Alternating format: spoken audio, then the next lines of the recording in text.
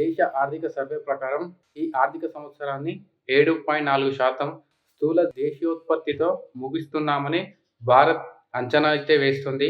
కానీ మన భారతదేశ ఎగుమతులపై అమెరికా అధ్యక్షుడు డొనాల్డ్ ట్రంప్ విధించిన 50% సుంకాలు తీవ్రమైన ప్రభావం చూపడంతో వచ్చే ఏడాది ఆర్థికాభివృద్ధి కాస్త నెమ్మదించవచ్చని ప్రభుత్వం అయితే చెబుతుంది. ద్రవ్యలోటును తగ్గించే లక్ష్యంతో పాటు ఆర్థిక నియంత్రణ చర్యలకు కూడా బలమైన పునాదులైతే వేస్తుంది ప్రభుత్వం. గత దశాబ్ద కాలంగా ప్రధానమంత్రి నరేంద్ర మోదీ ప్రభుత్వం అయితే రైల్వే, పోర్ట్, రోడ్డు వంటి ప్రాజెక్టులపైనే ప్రధానంగా అయితే దృష్టి పెట్టడం జరుగుతుంది. ఈ బడ్జెట్లో కూడా ఈ రంగాలకే కేటాయింపులైతే అధిక మొత్తాన్ని పెంచడానికి కొనసాగించింది ప్రభుత్వం.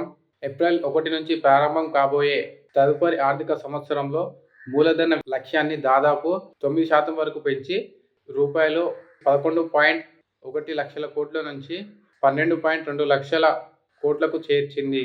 రక్షణ రంగానికి 15% బడ్జెట్ను అయితే పెంచింది కేంద్ర ప్రభుత్వం.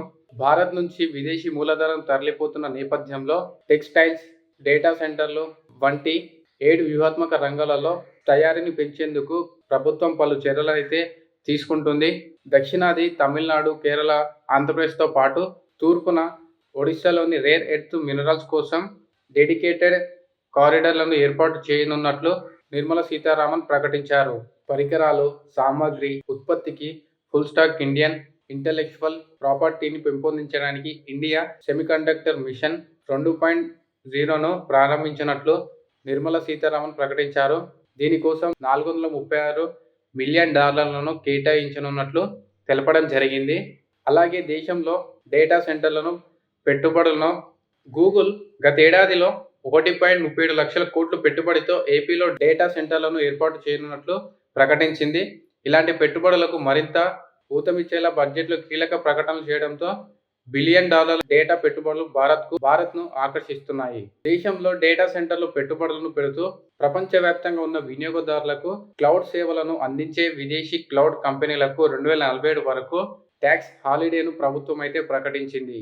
కార్మికులు ఎక్కువగా అవసరమయ్యే వస్త్ర పరిశ్రమలో భారత్ ఎగుమతుల పోటీతత్వాన్ని పెంచడం కోసం కొత్తగా మెగా టెక్స్టైల్ పార్కును ఏర్పాటు చేస్తున్నట్లు కేంద్ర ఆర్థిక మంత్రి బడ్జెట్లో ప్రకటించారు. అమెరికా అధ్యక్షుడు డొనాల్డ్ ట్రంప్ సుంకాలు విధించడం వల్ల ఎగుమతులు తగ్గిపోవడంతో ప్రధాన ఎగుమతి రంగాలైన సీ ఫుడ్స్ వంటి పరిశ్రమలకు డ్యూటీ ఫ్రీ ఇన్పుట్స్ పై పరిమితులను పెంచాలని కేంద్ర మంత్రి బడ్జెట్లో ప్రతిపాదించారు. అలాగే వ్యక్తిగత ఆదాయ పన్నులపై ఎలాంటి కోతలను చేపట్టలేదు ప్రభుత్వం. గతేడాది ఆదాయపు పన్ను మినహాయింపు పరిమితులు మోదీ ప్రభుత్వంలో పెంచడంతో ఈసారి కూడా అదే ఉంటాయని చెప్పడం జరిగింది. గత సంవత్సరంలో బడ్జెట్లో 12 లక్షల ఆదాయం ఉంటే చెల్లించాల్సిన అవసరం లేదని ప్రకటించారు. దానికి అదనంగా 75,000 టార్గెట్ డిడక్షన్ ప్రయోజనాన్ని అందించడం అయితే జరిగింది. ప్రస్తుతం ప్రభుత్వం ఈ రేషియోను 2030-2031 నాటికి 56% నుంచి 50%కి తీసుకురావాలని ప్రయత్నం చేస్తుంది. రాబోయే ఆర్థిక సంవత్సరంలో డెట్ టు జీడీపీ రేషియో 55.6%కి, ద్రవ్యలోటు జీడీపీలో 4.4% నుంచి 4.3%కి తగ్గుతుందని ప్రభుత్వం అయితే అంచనాలు వేస్తుంది. ఫ్యూచర్స్ అండ్ ఆప్షన్స్ ట్రేడింగ్ పై సెక్యూరిటీ లావాదేవీ పన్ను పెంచడంతో ఆర్థిక మంత్రి ప్రసంగం ముగిసే సమయానికి స్టాక్ మార్కెట్లు గణనీయంగా క్షీణత మొదలయ్యింది. సెన్సెక్స్ ఒక దశలో 2,300 పాయింట్లు అయితే పడిపోవడం జరిగింది.